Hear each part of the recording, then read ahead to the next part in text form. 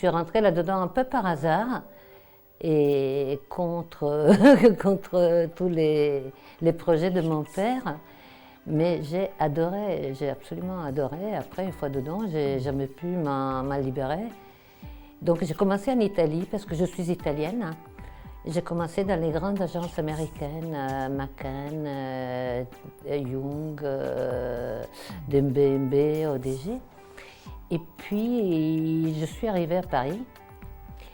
Et là, je pensais que tout le monde allait m'ouvrir les bras parce que j'avais déjà tourné 87 spots avec des grands réalisateurs comme Taviani. Et là, on m'a dit, bah, vous savez, vous n'êtes pas française, ça n'existe pas. Il y a des directeurs artistiques, beaucoup de directeurs artistiques étrangers, mais un concepteur-rédacteur, il faut avoir la mémoire du peuple, il faut avoir les jeux de mots, il faut avoir beaucoup de choses. Donc vous ne pouvez pas rentrer dans la pub. Et pour moi, c'était un choc. Et puis, finalement, je dis, entre moi et moi, je me suis dit, bah, s'il n'y en a pas, bah, je serai la première. Et donc, j'ai tellement fait que je suis arrivée en France à rentrer dans la pub et à recommencer entre guillemets parce que bon, j'avais déjà l'expérience et une carrière. Et j'en suis encore amoureuse et passionnée.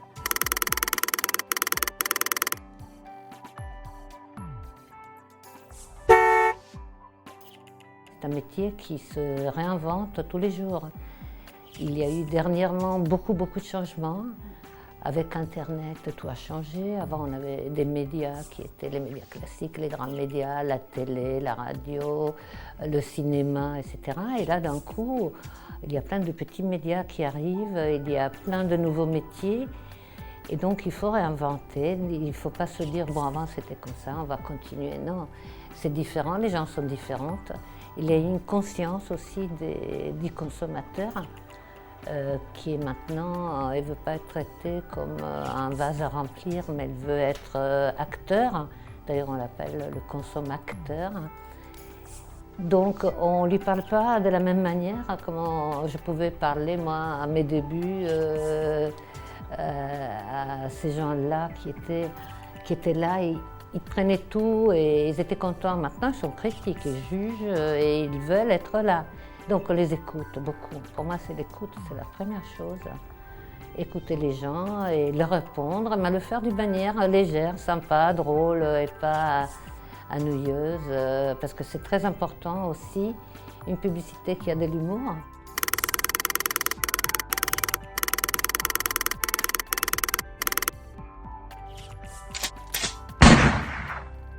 Je suis très fière de ces spots, justement. Et ce sont les petits spots de promotion du livre Langue de pub qu'on a tourné avec les grands de la pub. Et ce que j'ai trouvé absolument fantastique, c'est que tous ces gens, qui sont des gens très importants, se sont tous prêtés au jeu. Donc nous avons une brochette magnifique de Séguéla jusqu'à Xibéras, au Pascal Grégoire, qui sont des excellents directeurs de la création. Et ce n'est pas fini, on continue de tourner des petits spots que vous aurez prochainement.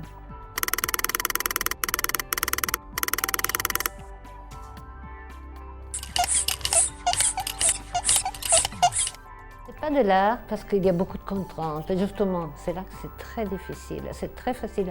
Moi, je fais des tableaux, donc je sais très bien, j'ai un moment où je suis triste, où je suis contente, je prends mes pinceaux et je peins. Ça, c'est facile, je m'exprime. Là, on va voir des contraintes. Il faut dire une chose précise, avec des contraintes précises, etc. Donc, d'un coup, ça devient un exercice très difficile. Mais ça peut être très passionnant qu'on arrive à faire des choses jolies ou dont on est fier, tout en gardant toutes les contraintes qu'on a à côté. Et puis en sachant que, bien sûr, à la base, on est là pour vendre, donc c'est du commerce. Donc moi, je dis toujours qu'il faut avoir un double hémisphère. Il y a un côté qui doit s'envoler parce qu'il faut aller très loin, trouver des idées et essayer de donner quelque chose de nouveau. Et il y a un côté très rationnel qui vous ramène par terre en disant, voilà, il faut passer ce message, il faut dire ceci, il faut dire cela. Donc c'est très difficile, même si on pense que la publicité, c'est quelque chose de drôle ou de léger. C'est quelque chose où il faut vraiment réfléchir et en même temps avoir cet instant d'aller loin, de couper tous les fils qui vous relient par terre. Donc voler très très très haut pour descendre par terre, pour finir à mettre les pieds par terre, tout en ayant les pieds en l'air. Bon. Vous voyez un peu l'image?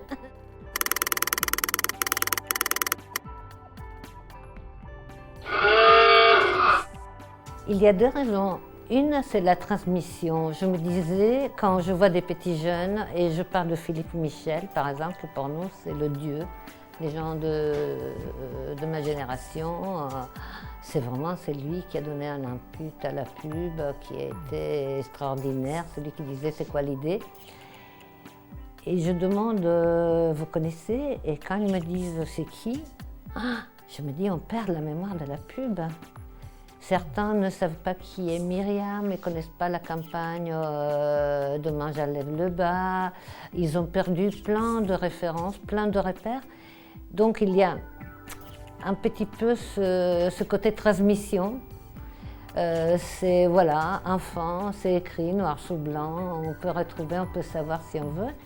Et puis je l'ai vraiment traité comme un kit pratique parce que quand j'enseignais à l'IUT, mes élèves ils partaient à un stage, ils revenaient, ils me disaient « Ah, je suis paumée, je ne comprends rien. » Ils parlent un jargon déjà, je ne sais pas de quoi ils parlent.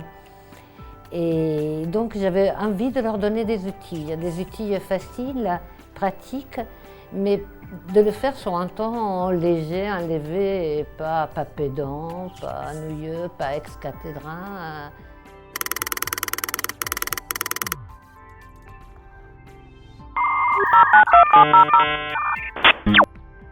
Il faut vraiment être couteau suisse aujourd'hui et essayer d'être curieux, de regarder d'enlever les œillères, quoi, et regarder à droite, à gauche, un peu partout, et il n'y a que comme ça qu'on peut arriver.